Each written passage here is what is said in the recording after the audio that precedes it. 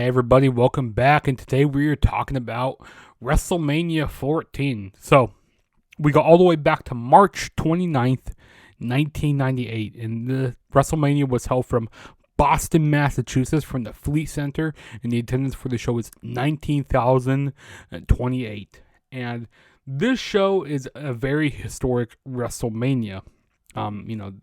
It played a big role, like, in the Attitude Era. This was basically, like the heart of the Attitude Era.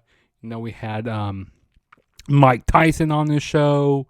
During this time, this is when WWF was beating WCW in the ratings war. So, they threw off WCW after they've been on top for so long. And also the tagline for the show was the greatest pay-per-view attraction of all times. So, yeah, this was a very historic WrestleMania, to say the least. Like I said, this was the heart of the Attitude Era, which, they were firing on all cylinders at this point. But, there were definitely things for WWF to improve on, like some of their production standpoint, like with video packages, they definitely could have upped the game up with that. But overall, during this time, they were, Austin was on the, roll, was on a great roll during this time. So, yeah, let's quit wasting time. Let's get started with this review. So, the first match that kicked up the show was a tag team battle royal to determine the number one contender for the WWF Tag Team Championships. So, we had the Legion of Doom, Hawk and Animal. This is the new Legion of Doom. And they had Sunny with them, which Sunny was looking so good, which, it's unfortunate that Sunny, she's really went downhill ever since. With being in jail and all that. But I don't really want to get talking about Sunny. But yeah, she's really went downhill though. They ended up winning this match. I don't really want to talk a whole lot about this match because this match was kind of like really pointless. I don't really like when they start off like a battle royal on a WrestleMania. They open up a battle royal at WrestleMania. It's like a really big clusterfuck in the match. There's a whole bunch of bodies in the ring. I wasn't a big fan of this match at all. I mean, this match was just here to put more people onto the show. They end up eliminating the Midnight Express at the end of the match. They ended up eliminating Bart Gunn and Bob Holly, or Hardcore Holly. They ended up eliminating them, which they were going under some different names under the Midnight Express, but I like to call them for Bart Gunn and Hardcore Holly. Ended up eliminating them, and they ended the Legion of Doom ended up becoming number one contenders. And this match was this here. This is probably the worst thing on this show, in my opinion.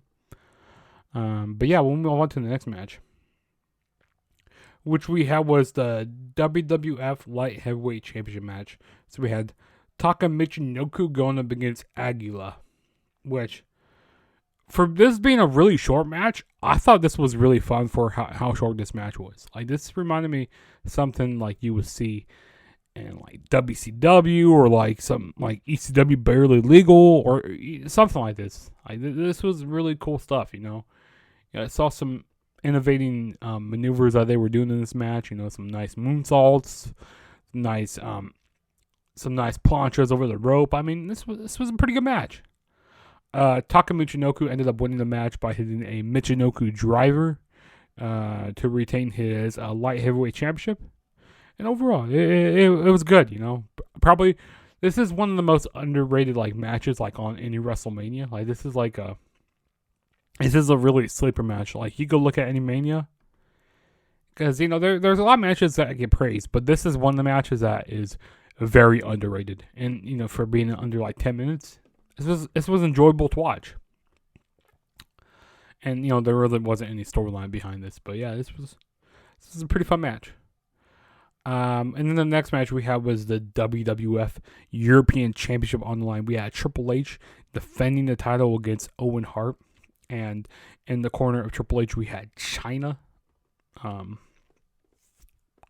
Yeah, see, I don't really know some of these storylines behind some of these matches. So, Triple H, he's kind of like the guy behind like screw jobs and stuff. He's a master of screw jobs and all that. So, you know how we had, back in '97 with the whole screw job, with Bret Hart getting, screwed out of the match at Survivor Series.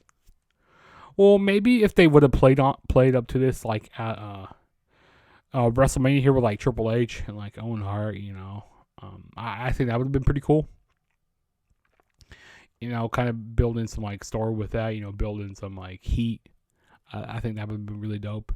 But in this match, we had Sergeant Slaughter out by ringside, and Sergeant Slaughter was handcuffed to China to keep China from interfering in the matchup. At this time, Owen Hart, he wasn't looking, he wasn't as good as he was back in like '94. Back when he was having his match with like Bret Hart and stuff, he wasn't looking as good as back then. Because back then it was more like technically.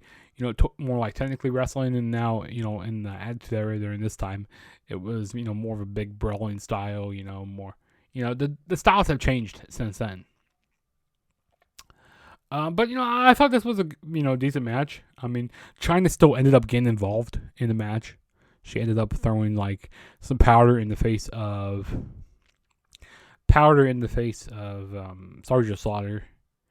And then Chyna ended up, like, I think it was low blowing on Hart or hitting him with a chair. I don't exactly remember, but yeah, Chyna did end up getting involved, helping Triple H win, and then the pop was pretty big when Triple H hit the pedigree onto Owen Hart to end up retaining the title. But yeah, and then, of course, the next night on Raw, we had the whole face turn with Triple H, with Shawn Michaels, going away for a while, making Triple H, have to become the man, in WWE. So, yeah, good stuff here.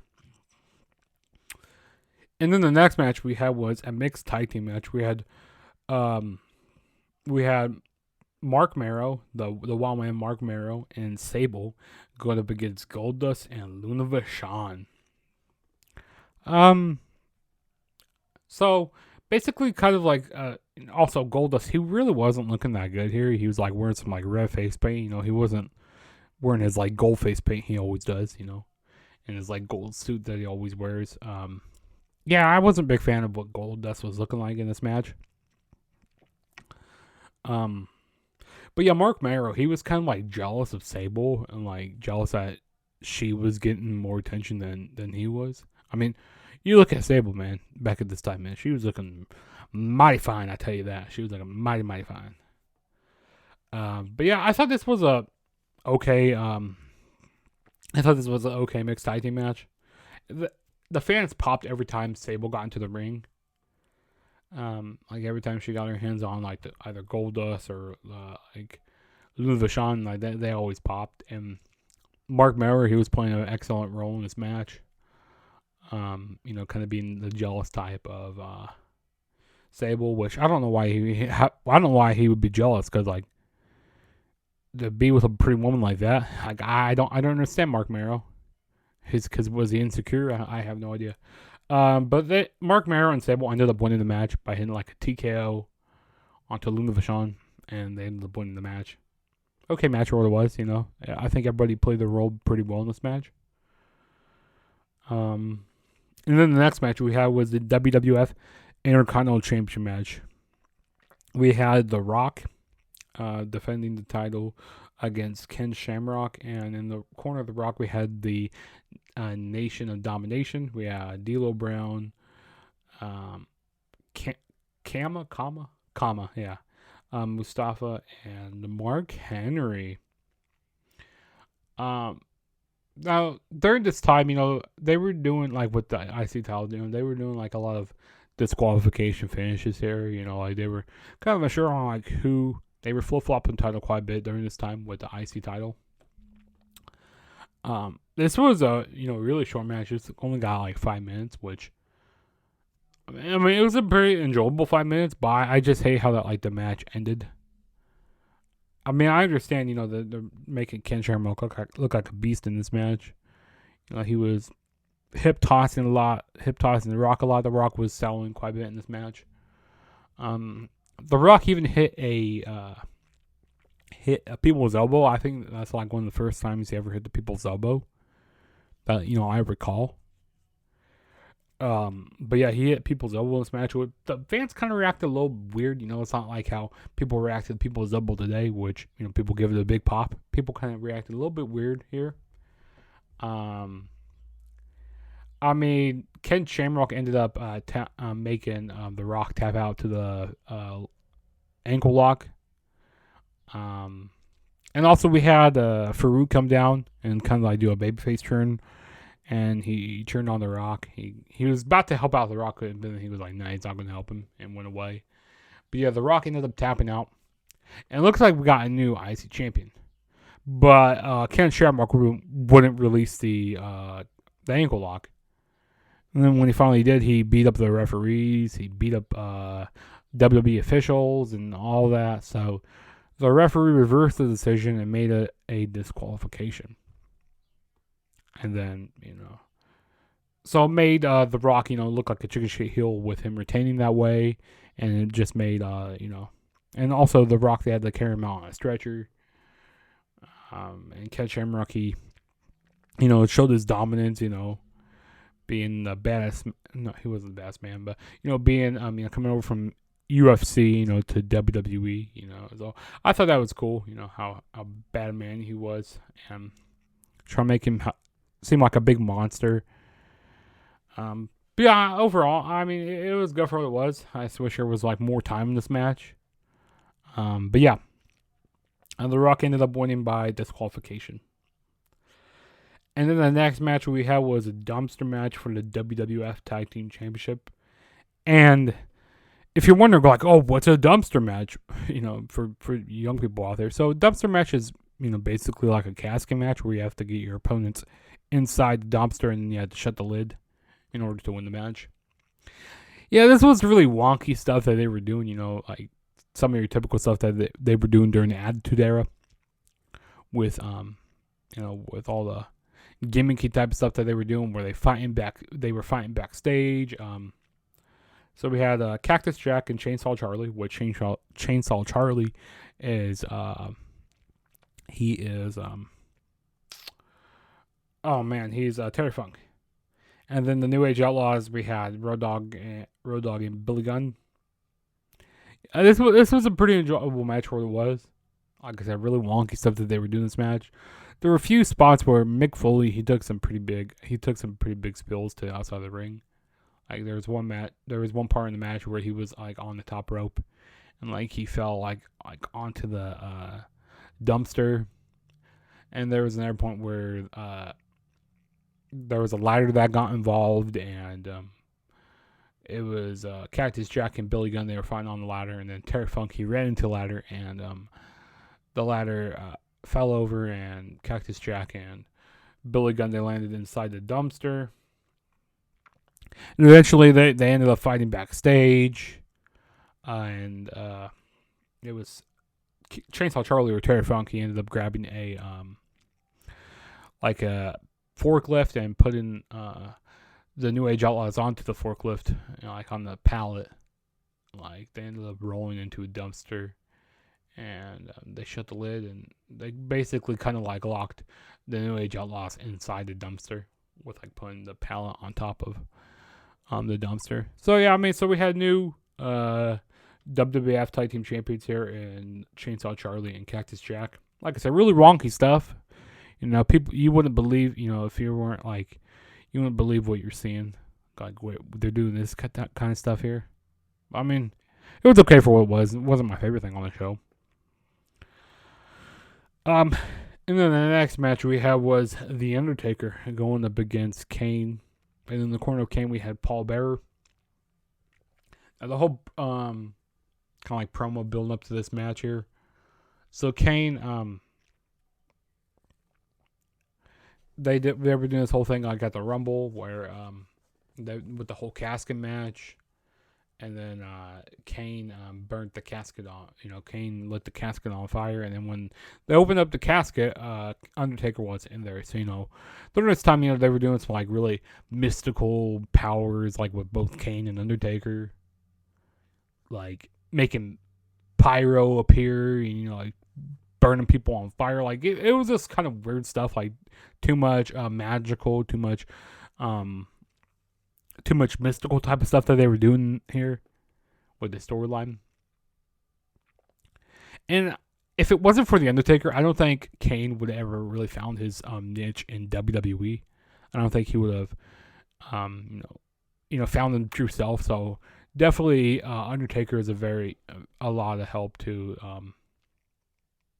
The Undertaker is a lot of help to Kane here, because Kane went under like different characters over the years of WWF. But yeah, I mean, this whole feud here, with like saying that Undertaker killed his like family and like burned Kane's face, and that's why he's wearing that mask and all that. I think it's a pretty interesting feud here. So like I said, Undertaker's a big help to Kane. I mean, this is kind of your typical big man match. I mean, it's a very slow style. There were a lot of kickouts of the tombstone in this match here. Like a lot of kickouts, which I think it was a little too excessive. But this is like, I mean, it's right. It was right when they were doing it with Shawn Michaels and The Undertaker. They were with those kickouts of the tombstone. But like here,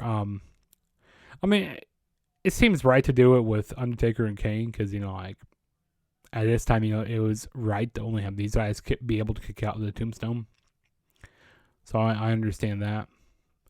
There was one point in the match where Undertaker did a dive onto the outside of the ring. He was trying to do a dive onto the table, but Undertaker ended up putting himself through the table, breaking the Spanish announce table, and to do that move at that time, which that was really ballsy Undertaker, and to be a big man like that, and also how young he was, to be taking these chances, which was crazy. So the Undertaker, he was taking some, pretty high risk moves, going off the top rope and stuff. The Undertaker, of course, he ended up winning here. He had to hit the Tombstone pile driver a few times to put Kane away. And then after the match, Kane ended up giving Undertaker a Tombstone pile driver on a steel chair and left basically Undertaker dead to rights inside the ring. And also prior to this match, we had Pete Rose, kind of like he was getting ready to do introductions, for both Kane and the Undertaker. But Pete Rose came out and he was basically cutting the promo on to Boston and stuff. Saying how they couldn't win a World Series, how Boston sucked and all that. But Kane came out, he hit a pile driver onto him. So basically, it was kind of like Kane was doing the face turn in a way, even though he wasn't a face. I don't think he should have done that, because like it made him look like he was turning face. But yeah, like I said, this was your typical big man match. Both men worked very well together. So this match worked here. It wasn't the best Undertaker WrestleMania match, but I understood what they were doing here. And then the next match we had was the main event for the WWF Championship. We had Mike Tyson as the special outside enforcer. So kind of leading up to this match here. So Mike Tyson, he gets suspended from boxing for biting Holyfield's ear off. And now say if that stuff never happened, with him biting Holyfield's ear off. Were we able to get Mike Tyson at WrestleMania? Who knows if that would ever happen? And also, apparently, they were offering to get Mike Tyson, they needed to offer him a lot of money. Like I heard, like $6 million or something like that. I don't exactly remember, but they were offering him a lot of money. And also, Bret Hart, they weren't able to pay him all that because Bret Hart was he was asking for a lot of money also. So Bret Hart, he wasn't able to stay around. And also, he left the company on some bad terms. He left WWF on some bad terms. So if they never got Mike Tyson, maybe would have Bret Hart stayed around? Who knows? Or say if Shawn Michaels ever had his back injuries, with that casket match, maybe Michaels would have played a bigger part in the Attitude Era. I mean, who knows what would have happened if some of this stuff never happened, or if some things changed. I mean, you just don't know. But yeah, this match here. And like, say if we never had Mike Tyson, but we got, Stone Cold, on his, great run in WWF. The Austin reign has begun. Will we ever got that? I don't know. It's just like, there's a lot of what ifs. What if this would happen, or what if this didn't happen? But yeah, Stone Cold and Shawn Michaels for the WWF Championship here. And also the promo for this match. I wish the promo was like, did more like build up like between, show more of like Mike Tyson and Stone Cold Steve Austin. I wish we had more of that. This seemed like just a vignette of like with Mike Tyson and D-Generation X, like showing like a video package of them, like we're playing their DX music. So I wish it was like more like backstory of the match, like how this match became. But yeah, I mean, Stone Cold and Shawn Michaels, they worked really well in this match here. I mean, the Stone Cold's intensity in this match was great. Shawn Michaels, he was selling great for Stone Cold. I mean, there were points in the match where he was looking like his back was really hurting quite a bit. I mean, especially when Shawn Michaels had the figure 4 leg lock on. Like, it looks like something was crawling up Shawn Michaels' ass. It looks like he was in a lot of pain, trying to do some things in this match. But yeah, Shawn Michaels, he was trying to do a lot in this match. Triple H and Chyna were out there. They ended up getting ejected for getting involved in the match. But in the end, Stone Cold, he hit the stunner onto Shawn Michaels, and of course they had some fuckery in this match where the referee went down, and Mike Tyson came in and counted the 1, 2, 3, which I think was right for Mike Tyson to count the 1, 2, 3, and ended up turning on Shawn Michaels. And after the match, Shawn Michaels was, he was real upset. He was like, "Whoa, why'd you turn on me, Mike Tyson? I thought you were with us." And then Mike Tyson ended up giving Shawn Michaels a knockout blow and leaving Michaels out cold, and ended off WrestleMania with Stone Cold as the WWF Championship champion. So yeah, that's how WrestleMania 14 ended, which was a very solid WrestleMania. Like I said, this was a very important WrestleMania, especially in the Attitude Era. So, very enjoyable Mania. I definitely recommend checking out this one here. But yeah, that was my WrestleMania 14 review. I got some more retro WrestleManias to review here later on this weekend. I'm going to be doing my WrestleMania 16 or WrestleMania 2000 review probably on Sunday or Saturday. I don't know which day I'm going to be doing it, but stay tuned for that. And then next week, I'm going to be doing my WrestleMania 20 review. Also, next week, I'm going to AEW Dynamite, so I'm going to be gone for a few days, so you won't be seeing any, reviews of sorts. But I will be doing a vlog for AEW Dynamite when I go to, and it's going to be in Independence, Missouri. So, I will be doing a vlog for that show. So, stay tuned for that. And also, if this is your first time ever checking out my channel, hit that subscribe button. Hit that like button, because the more likes I have on the video, the more it helps out in the algorithm. So hit the subscribe, hit the like. Also, go down in the comments. Let me know some reviews that you guys want to see on my channel. Also, I got a playlist. If you guys want to go check out my WrestleMania playlist, you can see all the WrestleManias I have reviewed from 1 to whatever. You can see all the manias I have reviewed. So, you guys could definitely check out that. As well as hit that notification bell to be notified every time I make a new video. Also share the video to share with your wrestling friends, your mom, your dad, your uncle, whoever it is. Share the video. That'd be awesome. I'd be greatly appreciated. And this is your boy Juggernaut saying peace out, and I will catch you guys in my next video whenever that may be.